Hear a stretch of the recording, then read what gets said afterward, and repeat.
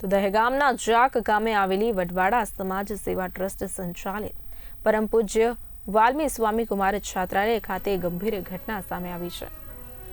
શાળામાં ધોરણ 6 થી 12 સુધી અભ્યાસ કરતા કુલ 325 વિદ્યાર્થીઓમાંથી લગભગ 120 વિદ્યાર્થીઓને ભોજન પછી શરીરમાં તકલીફ થવા લાગી હતી।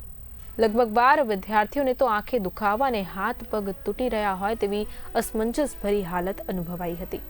આ ઘટના બાદ તાત્કાલિક અસરથી કેટલાક વિદ્યાર્થીઓને એસટી બસ, 108 એમ્બ્યુલન્સ તથા ખાનગી વાહનો દ્વારા ગાંધીનગર સિવિલ હોસ્પિટલ ખાતે સારવાર માટે ખસેડવામાં આવ્યા છે।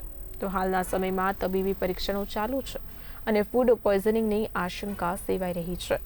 ઘટનાને લઈ સ્થાનિક લોકોમાં ગુસ્સો વ્યાપી રહ્યો છે, કારણ કે બપોરે બનાવ બન્યા બાદ પણ આરોગ્ય વિભાગના અધિકારીઓ ઘટના સ્થળે મોડા સુધી પહોંચ્યા હતા।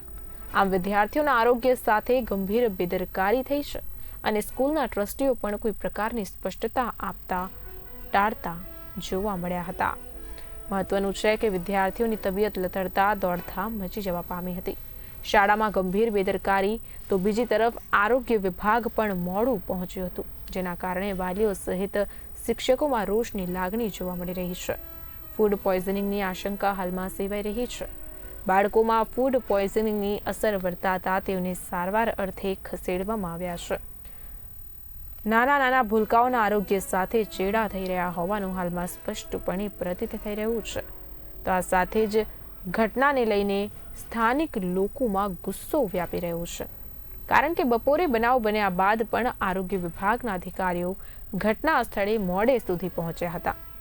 આમ વિદ્યાર્થીઓના આરોગ્ય સાથે ગંભીર બેદરકારી થઈ છે અને સ્કૂલના ટ્રસ્ટીઓ પણ કોઈ પ્રકારની સ્પષ્ટતા આપતા આ મામલે ટાળતા જોવા મળ્યા હતા।